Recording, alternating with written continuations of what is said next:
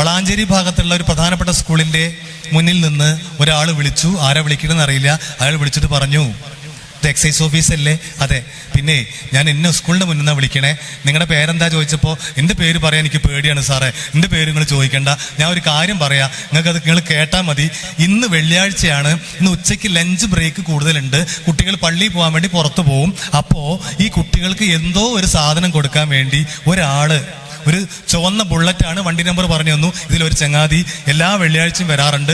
വെള്ളിയാഴ്ചയാണ് എനിക്ക് അവധി, അതുകൊണ്ടാണ് ഞാൻ അന്ന് കൃത്യമായിട്ട് ഞാൻ കാണുന്നുണ്ട്. അല്ലാത്ത ദിവസം വരുന്നുണ്ടോ എന്ന് എനിക്കറിയില്ല. അതുകൊണ്ട് നിങ്ങളൊന്ന് നോക്കണം എന്ന് പറഞ്ഞപ്പോൾ ഞങ്ങൾ അന്ന് 12 മണിക്ക് തന്നെ ആ സ്കൂളിന്റെ പരിസരത്ത് പോയി നിന്നു. ഞങ്ങൾ 4 പേര്. ഈ വേഷത്തിലൊന്നും അല്ലട്ടാ, ഈ കുപ്പായിട്ടിട്ടൊന്നല്ല. ഞാനൊരു ഫുൾ കൈ ഷർട്ടും ഒരു വെള്ള മുണ്ട കൊടുത്തൊരു ഉസ്താദിന്റെ മാതിരിയാണ് ഞാൻ പോയി നിന്നത്. ഒരു കേസ് പിടിക്കാൻ വേണ്ടി വേഷം മാറിയ കുഴപ്പമൊന്നുമില്ലല്ലോ. ഞാനൊരു ഉസ്താദിന്റെ മാതിരിയൊക്കെ പോയി നിന്നു. അങ്ങനെ പലരും പല വേഷത്തിൽ പോയി നിന്നു. പക്ഷെ അന്ന് 2 മണി വരെ നിന്നിട്ടും ആരും വന്നില്ല. ഞങ്ങൾ തിരിച്ചു പോന്നു. അടുത്ത വെള്ളിയാഴ്ച രാവിലെ വീണ്ടും ഈ വിളിക്കുന്ന ആൾ വിളിക്കുകയാണ്, സാറേ കഴിഞ്ഞ ആഴ്ച നിങ്ങൾ വന്നിട്ടുണ്ട്, എനിക്കറിയാം, ഞാൻ കണ്ടു, നിങ്ങൾ വരണവും പോണൊക്കെ ഞാൻ ശ്രദ്ധിക്കുന്നുണ്ട്. എൻ്റെ വീട് അതിൻ്റെ തൊട്ടടുത്താ, ഞാൻ മുന്നിക്ക് വരാതിരിക്കുകയാണ്.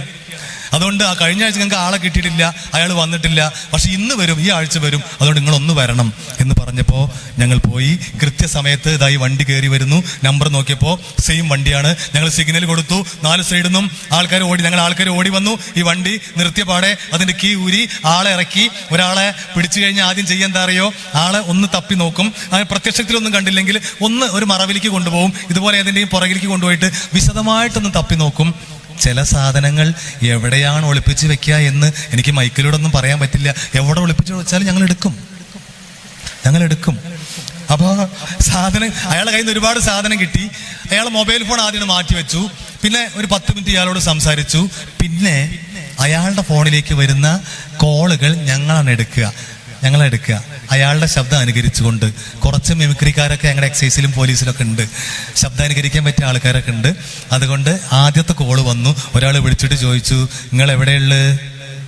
അപ്പോൾ ശബ്ദം മാറ്റിയിട്ട് ഞങ്ങൾ പറഞ്ഞു, ചെങ്ങായ ഞാൻ വളാഞ്ചേരി ഉണ്ട്, ഞാൻ വരട്ടെ, ലേശം സാധനം കിട്ടുമോ? ഇങ്ങോട്ട് വരണ്ട, പുതിയൊരു SI വന്നിട്ടുണ്ട് വളാഞ്ചേരി. ആ പഹയനെ കൊണ്ട് യാതൊരു സ്വൈര്യമില്ല. വെറുതെ പറയാ, പഹയൻ എന്നൊക്കെ പറഞ്ഞാൽ വിശ്വസിക്കുമല്ലോ, അതിനു വേണ്ടി പറയാണ്. ആ പഹയനെ കൊണ്ട് യാതൊരു സ്വൈര്യമില്ല.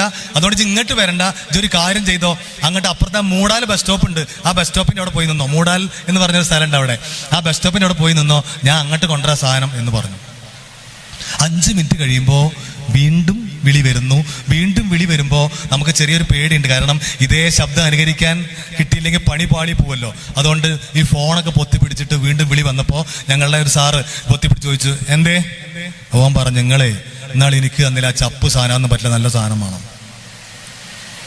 ചെങ്ങായി അനക്കെന്തെങ്കിലും ഞാൻ ചപ്പ് സാധനം തന്നിട്ടുണ്ടാ? എൻ്റെ കയ്യിൽ ഈ സാധനമുള്ളൂ, ഇത് വേണമെങ്കിൽ വന്നാൽ മതി എന്നൊക്കെ പറഞ്ഞ് ദേഷ്യപ്പെട്ടപ്പോൾ നിങ്ങളുടെ കയ്യിൽ ഏത് സാധനമായാലും വേണ്ടില്ല, ഞാൻ വരാം എന്ന് പറഞ്ഞു. ഞങ്ങൾ ആ മൂടാൽ ബസ് സ്റ്റോപ്പിൽ നിൽക്കുകയാണ്. നല്ല തിരക്കുള്ള സമയമാണ്, ഹൈവേ റോഡാണ്. അന്ന് റോഡ് പണി തുടങ്ങിയിട്ടില്ല. നല്ല കണ്ടെയ്നർ ലോറി, 28 ചക്രമുള്ള ലോറികളൊക്കെ പോകുന്നുണ്ട്, ബസ്സുകളുണ്ട്, നല്ല തിരക്കാണ്. ആ തിരക്കിനിടയിൽ ഒരു പ്രത്യേക തരം ബൈക്ക്, ചിലപ്പോൾ നിങ്ങൾക്കറിയാം, എനിക്കതിന്റെ പേരറിയില്ല, അത് ഓടിക്കുന്ന ആൾ ഇങ്ങനെ ഓടിക്കാം, കണ്ടിട്ടുണ്ടാ? ഇങ്ങനെ കിടന്നോടിക്കുന്ന ഒരു സാധനം, ഹാൻഡിലുണ്ടാവും, ആ തല പുറത്ത് ഓടിക്കുന്ന ആളെ തല ഇങ്ങനെ ഉണ്ടാവും ഹെഡ്ലൈറ്റിന്റെ മുകളിൽ, ആളെ കാണൂല. ഈ പുറകിലിരിക്കുന്ന ആള്, ഈ ബാക്കിലിരിക്കുന്ന ആള് കുതിരപ്പുറത്തിരിക്കുന്ന മാതിരി ഇങ്ങനെ ഇങ്ങനെ ഇരിക്കും. അല്ല, കണ്ടില്ലേ? ഏതാ സാധനം, ഏതാ ബൈക്ക്? അതന്നെ, ആ സാധനം തന്നെ. ഇതിൽ പറപ്പിച്ച് വരിക, ഒറ്റയ്ക്കുള്ളൂ കേട്ടാ, പറപ്പിച്ച് വരികയാണ്. 28 ചക്രമുള്ള ലോറിയുടെ ഇടതുഭാഗത്തു കൂടെയാണ് ഓവർടേക്ക് ചെയ്യണേ. ഓർത്തോ, ഇടതുഭാഗത്തു കൂടെയാണ് ഓവർടേക്ക് ചെയ്യണേ.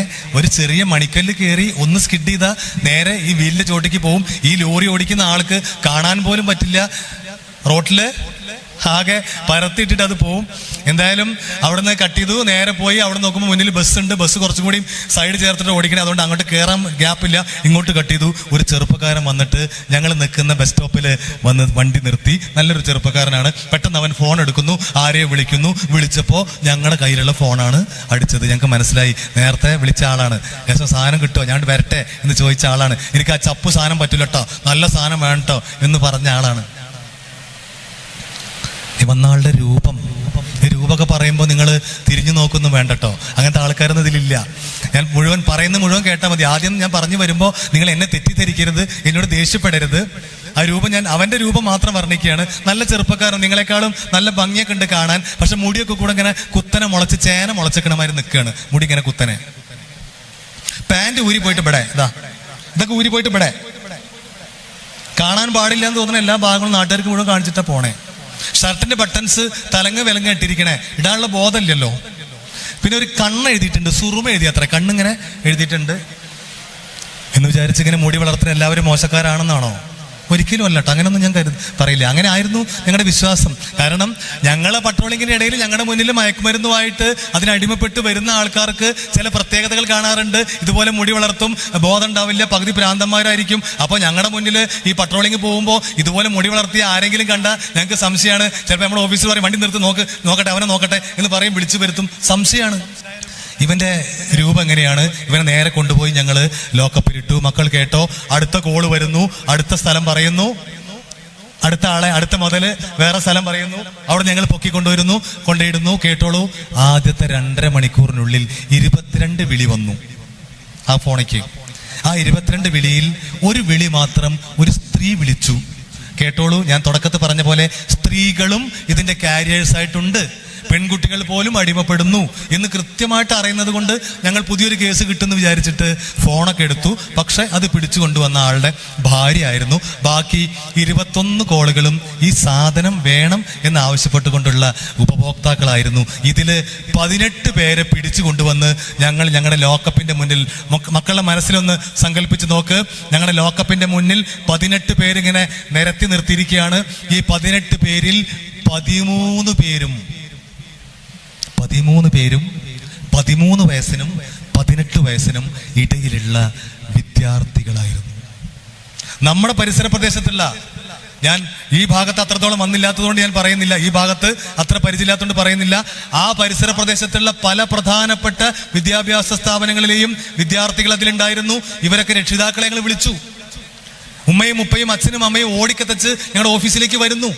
ഓടിക്കതച്ച് വന്നിട്ട് ആ വാതിൽക്കൽ വന്ന് സ്വന്തം മകൻ അകത്തേക്ക് നോക്കുകയാണ്. അപ്പൊ ഈ 18 പേരുടെ കൂട്ടത്തിൽ സ്വന്തം മകൻ നിൽക്കുന്ന കാണുമ്പോൾ ദേഷ്യവും സങ്കടവും സഹിക്കാൻ വയ്യാതെ അവസാനം പരിസരം മറന്ന് ഞങ്ങളെ മുന്നിലൂടെ ഞങ്ങളെയൊക്കെ തള്ളി മാറ്റിയിട്ട്, യൂണിഫോം ഇട്ട് ഞങ്ങളെ കണ്ട് തള്ളി മാറ്റിയിട്ട് ഞങ്ങളുടെ ഇടയിലൂടെ ചെന്ന് സ്വന്തം മക്കളെ വലിച്ചിട്ട് തലങ്ങും വിലങ്ങും അടിക്കുന്നത് ഞങ്ങൾ നേരിട്ട് കാണുകയാണ്.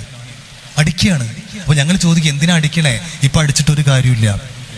വേറെ ചിലര് ഒരു നോട്ടമേ നോക്കിയുള്ളൂ. വന്നിട്ട് ഒറ്റ നോട്ടം, സ്വന്തം മകൻ വീട്ടിൽ നിന്ന് ഉമ്മ വന്നിട്ട് അച്ഛൻ വന്ന് നോക്കുമ്പോ പെട്ടെന്ന് ഇവൻ തല താത്തി ഇങ്ങനെ നിൽക്കുക. ആ ഒരൊറ്റ നോട്ടമേ നോക്കിയുള്ളൂ. അവർ സങ്കടം സഹിക്കാതെ തിരികെ പോയി ഒരു മൂലയിൽ പോയിട്ട് മുഖം പൊത്തി കരയാണ്, പൊട്ടി കരയാണ്. അപ്പൊ ഞങ്ങൾ ചോദിക്കും, എന്തിനാ കരയണേ?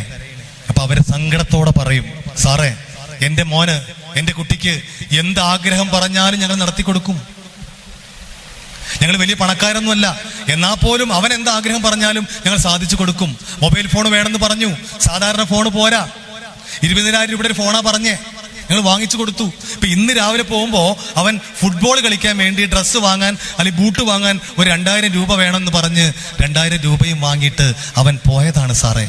ഈ 2,000 രൂപയുമായിട്ട് അവൻ ഈ സാധനം വാങ്ങാനാണ് പോയതെന്ന് ഞങ്ങൾ അറിഞ്ഞില്ല സാറേ. ഞങ്ങളുടെ മോൻ ഞങ്ങളോട് ഈ ചതി ചെയ്യുമെന്ന് ഞങ്ങൾ കരുതിയില്ല സാറേ. മക്കളെ, നിങ്ങളുടെ രക്ഷിതാക്കൾ നിങ്ങളെക്കുറിച്ച് ഒരിക്കലും അങ്ങനെ കരുതുന്നില്ല. നിങ്ങൾ അവരെ വഞ്ചിക്കും, ചതിക്കുമെന്ന് അവരൊരിക്കലും കരുതുന്നില്ല. അത്രയും വിശ്വാസമാണ് നിങ്ങളെ. എന്തായാലും ഒരാളെ വിളിച്ചപ്പോ അമ്മയാണ് ഫോൺ എടുത്തിട്ടോ. അമ്മ ഫോൺ എടുത്തപ്പോ ഞങ്ങൾ ചോദിച്ചു, മോന്റെ പേരെന്താ? മോന്റെ പേര് ഇന്നതാണ്. മോൻ എവിടെ? അവൻ സ്കൂളിൽ പോയതാണല്ലോ സാറേ. എന്നാ അവൻ സ്കൂളിലല്ല പോയേ, ഞങ്ങൾ എക്സൈസുകാരാണ്, അവൻ ഞങ്ങളുടെ കസ്റ്റഡിയിലുണ്ട് എന്ന് പറഞ്ഞപ്പോ ആ അമ്മ പറയാണ്, എന്റെ കുട്ടി ആവൂല, എന്റെ മോനല്ലത്, നിങ്ങൾ അനാവശ്യം പറയരുത്, എന്റെ കുട്ടി ഒന്നും അങ്ങനെ ചെയ്യൂല. ഞങ്ങൾ പറഞ്ഞു, നിങ്ങളുടെ മോനാണ് അമ്മേ, നിങ്ങൾ ഇതുവരെ ഒന്ന് വന്നിട്ട് നിങ്ങൾ നിങ്ങളുടെ മോനെ കൊണ്ടുവെക്കോ. അവനെ കേസെടുക്കാനൊന്നുമല്ല, പക്ഷെ നിങ്ങൾ വന്നാലേ അവനെ വിടൂ, നിങ്ങളെ സാന്നിധ്യത്തിൽ അവനെ വിടൂ, നിങ്ങൾ ഒന്ന് വരൂ എന്ന് പറഞ്ഞപ്പോ ആ അമ്മ ഓടിക്കതച്ച് 3-ാം നിലയിലുള്ള ഞങ്ങളുടെ ഓഫീസിലേക്ക് വരികയാണ്. ആ ഓഫീസിന്റെ വാതിൽക്കൽ വരുമ്പോഴും അവരെ മനസ്സ് പറയാണ്, എന്റെ കുട്ടിയല്ല, എന്റെ മോനത് ചെയ്യൂല, എന്റെ മോനാവൂല. ഒരു പക്ഷേ അവന്റെ പേര് മാറ്റി പറഞ്ഞതായിരിക്കാം, ആരെങ്കിലും കൂട്ടുകാര് അവന്റെ അഡ്രസ്സ് പറഞ്ഞു കൊടുത്തതായിരിക്കാം എന്ന് അപ്പോഴവരെ മനസ്സിൽ അങ്ങനെയാണ് പറയണേ.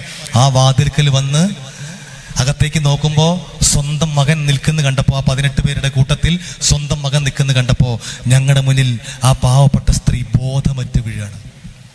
ഒരു പക്ഷേ സിനിമകളിൽ നിങ്ങൾ കണ്ടിട്ടുണ്ട്, നിവിൻ പോളിയുടെ ഏതൊരു സിനിമയിലുണ്ട് സമാനമായ രംഗം. ആക്ഷൻ ഹീറോ ബിജു എന്ന് പറഞ്ഞൊരു സിനിമയിൽ ഇതേ രംഗമുണ്ട്. ഈ സിനിമ നിർമ്മിക്കുന്ന ആൾക്കാർ പോലീസ് സ്റ്റേഷനിലും എക്സൈസ് ഓഫീസിലും വന്ന് കണ്ട് കേട്ട് പഠിച്ചിട്ടാണ് ഈ സിനിമ നിർമ്മിക്കുന്നത്. ഞങ്ങളിത് നേരിട്ട് കാണുന്ന ആൾക്കാരാണ്. ഏതായാലും മക്കളെ, ഈ 18 പേരെയും ഈ 13 പേരെയും ഞങ്ങള് രക്ഷിതാക്കളുടെ സാന്നിധ്യത്തിൽ ഇറക്കി വിട്ടു. അവരെ കൊണ്ടുപോയി ചികിത്സിച്ചു, ഭേദമാക്കി. അവർ തുടക്കം കുറിച്ചിട്ടേ ഉള്ളൂ, ഒരു ഫുഡ് സ്റ്റെപ്പ് വെച്ചിട്ടേ ഉള്ളൂ. അതുകൊണ്ട് ആ സമയത്ത് കണ്ടെത്തിയത് കൊണ്ട് അവരൊക്കെ രക്ഷപ്പെട്ടു.